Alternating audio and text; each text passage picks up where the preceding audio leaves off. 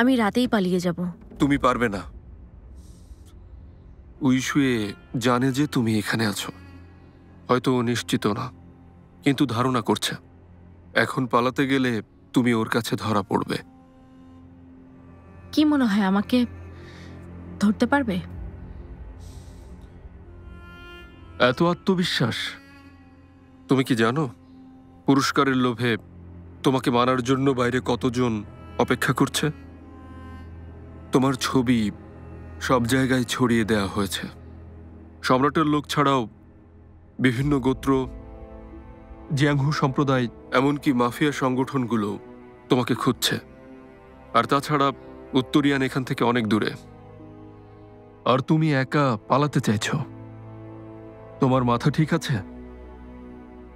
আমি জানি আমি কি করছি। যখনই ইয়ানে চলে যাওয়ার সিদ্ধান্ত নিয়েছি, আমি জানি পুরো চাঙ্গান আমার শত্রু হয়ে গেছে। কিন্তু আমার ভয় কিসের? উত্তরিয়ান ইয়ানশুনের রাজ্য, সেই সাথে আমারও। পথটা ঝুঁকিপূর্ণ হলেও এটাই মুক্তির পথ। ঠিক আছে, যেতে চাইলে তুমি চলে যেতে পারো। যদি ওরা তোমাকে বন্দি করে, হত্যা করে, তাহলে করবে।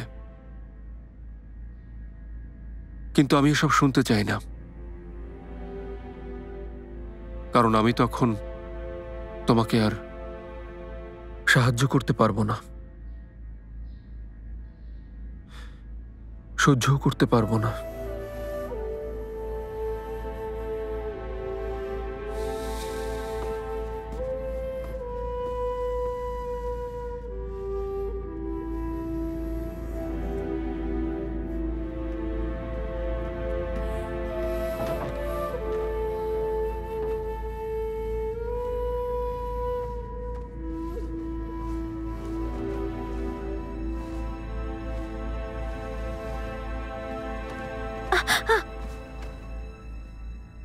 সবসময় সাদা আর কালচে পোশাক পরো, খুবই অশুভ।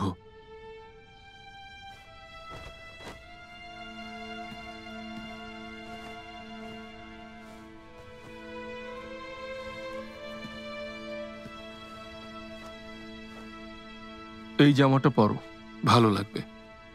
হ্যাঁ, এটা পরলে মেয়ে মনে হবে।